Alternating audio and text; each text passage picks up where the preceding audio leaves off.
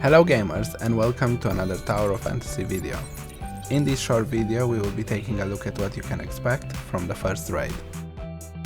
Before I start, I would like to ask that if you end up finding this video helpful, to consider helping the channel out by leaving a like and subscribing. Alright, back to the topic. Let's start with the requirements. You need to be level 60 and the raid recommends 36k combat score for a smooth experience, but it can be done with less. In my opinion, you should have at least 25k combat score before you attempt this activity.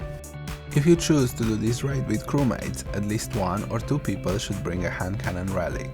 If you are doing it through matchmaking, then I highly advise bringing your own hand cannon, just in case.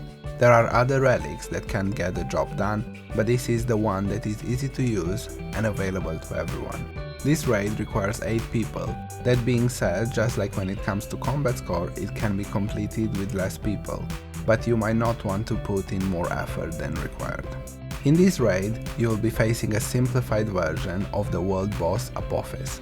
By simplified version, I mean he will not have all the abilities he has in his world boss form. So let's go over the abilities that he has and how to deal with them. His most important ability will be the Spirit Ball ability. Once he raises his hands above his head, he will start launching golden spherical projectiles, and this is the point where you want to move away from him and use your hand cannon relic to spawn a pillar between you and the boss. Make sure you are about 10 meters away from the pillar, as sometimes the hitbox can be a bit buggy. This pillar should be used to block the massive ball he throws at the tank once he is done casting. Keep in mind this is a hard hitting ability, so if it is not blocked, it will kill the target and those close to them. His other abilities are fairly easy to deal with, but I will go over the 3 more impactful moves that you should watch out for. If the one tanking him is not in melee range, he will pounce at the target, so if you are tanking, try to stay as close to him as possible. The next ability he will use is a grab, and he will try to grab whoever is in front of him.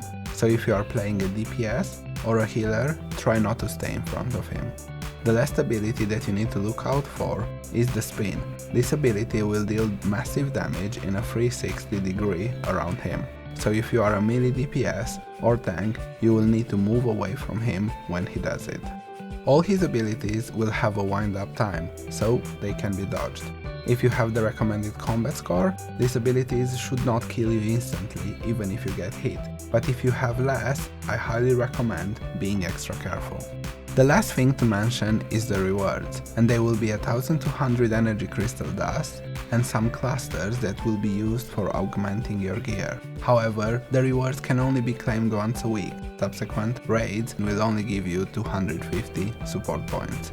That's all there is to know about the first raid. Pretty straightforward and easy to do. I highly recommend doing it weekly as it's pretty fast and it will help you with your progression quite a bit. If you found this video helpful, please consider leaving a like and subscribing. See you in the next one, adventurers.